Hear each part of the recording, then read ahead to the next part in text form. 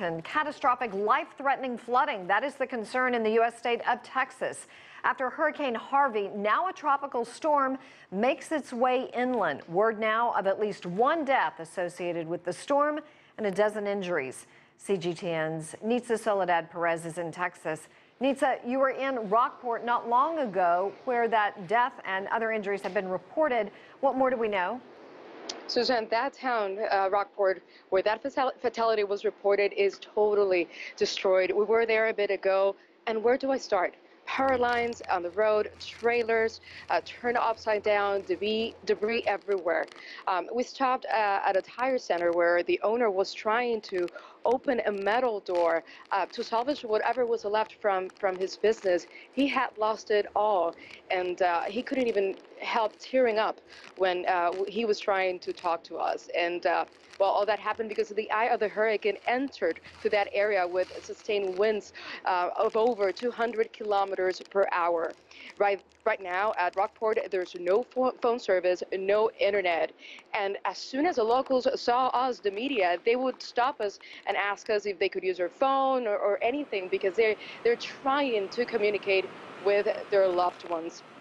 As a matter of fact, additional fatalities can be expected in that area of Rockport because close to 5,000 people decided to stay put and did not evacuate despite the guidelines of the authorities. That said, the threat is far from over despite the fact that it's been downgraded to a tropical storm.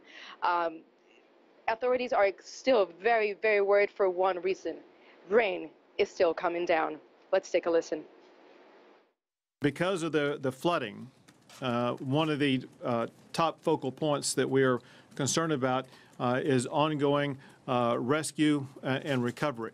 We want to do everything we possibly can to keep people out of rising water. The rain is still coming down. As we were driving back from Rockport, it was heavy rain, and we were like, we're not understanding. It's like, well, the hurricane is sort of moving north, but people have to be very careful about the rain and the possible flooding. Susan. Nitza, the storm is actually not going anywhere despite the downgrade and its intensity. That's correct. A storm surge is still in effect, as well as a tropical storm warning. The storm is lingering, and what that means is it will keep going around the area of South Texas. So far, some areas have received close to 60 centimeters of rainfall, and that will continue. So that's why authorities keep asking people to stay home and at a safe location. Susan. Nitza Soledad Perez live in Corpus Christi.